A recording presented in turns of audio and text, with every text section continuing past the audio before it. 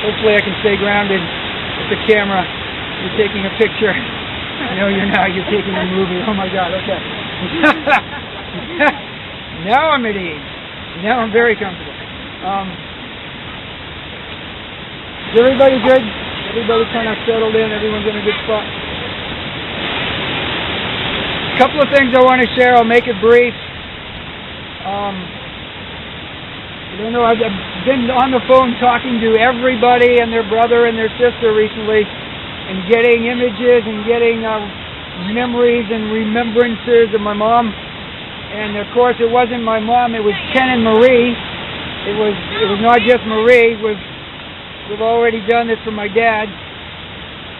But it was Ken and Marie. And I think one of the most profound things that I heard while I was on the phone with various people, David Colburn, who wasn't able to make it here, he runs a guitar shop down in Ashland.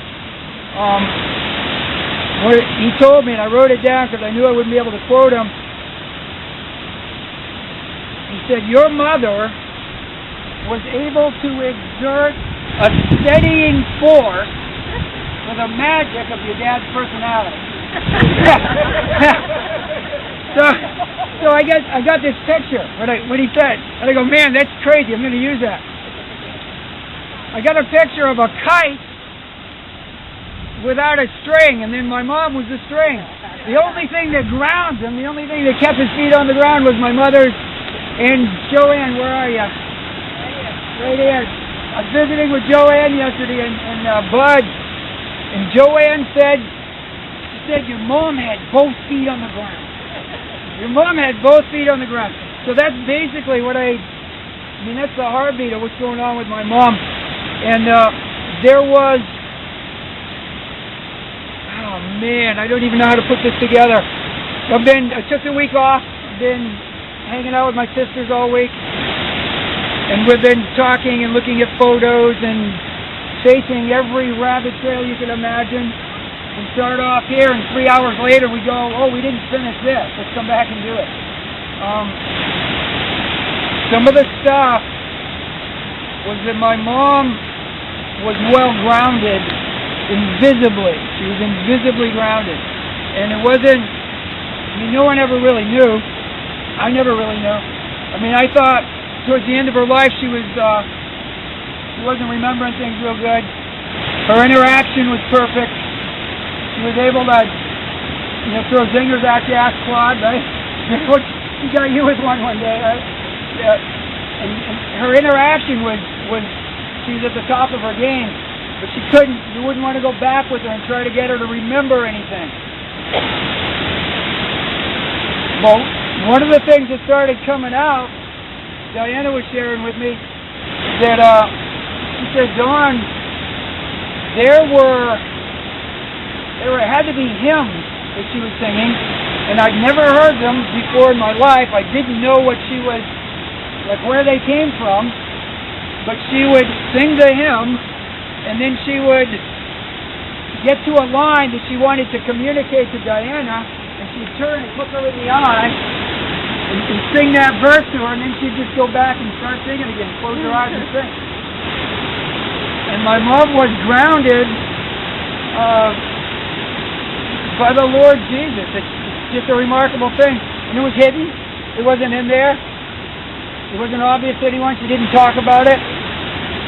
But I think her life bears witness to it. She came from we were looking at pictures. She came from the most beautiful apartment building, beautiful apartment in Ohio. I don't know the city. Springfield, Ohio.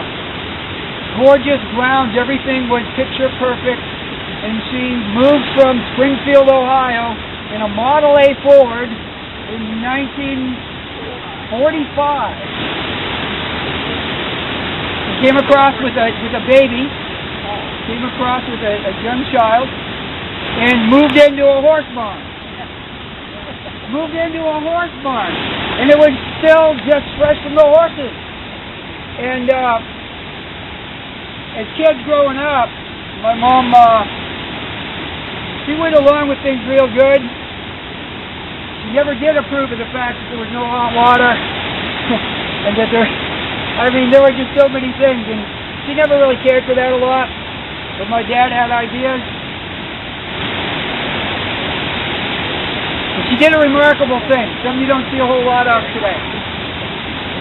And she stood by it. Not because she thought it was good, but because she loved her husband. She stood by it. And the support, I mean, here's something that always happened in the 60s when I was growing up. I was a kid, and I remember, if I've heard it once, I've heard it so many times. And I've been saying it to people, so some of you have already heard this. He would come into the house from picking up a hitchhiker from some guy on an acid trip over here at the falls, for some guy, someone off the streets of Berlin, some guy that some person, some family, somebody, he'd come into the house and he'd say, "Marie, throw another bucket of water on the soup, we got company." And if that's funny to some, and some don't even understand what that means. But we didn't have a lot. We didn't have much. There wasn't a lot of food around. There wasn't a lot of money around. There wasn't a lot of stuff around. But Ken Vinyard had his heart open to everybody, and Marie Vinyard said, "Okay, we're going to take care of that. We're going to take care of that. We got some hungry people. We're going to feed them." And that was the whole gig.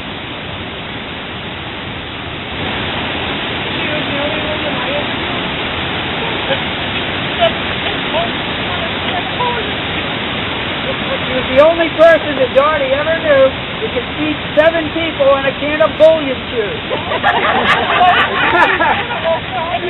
A loaf of homemade bread. And the homemade bread. And I bet you it was whole wheat. It probably wasn't white, although white was around. No, white was around. White was around. But never bought. Always homemade. Always homemade. I used to find my dad to the heel. Hot out of the oven. I just like, not quite right, but like, no, it's mine. No. Whoever was fastest. Yeah, you'd have to reserve the heel in. I guess that ties that piece together. I mean,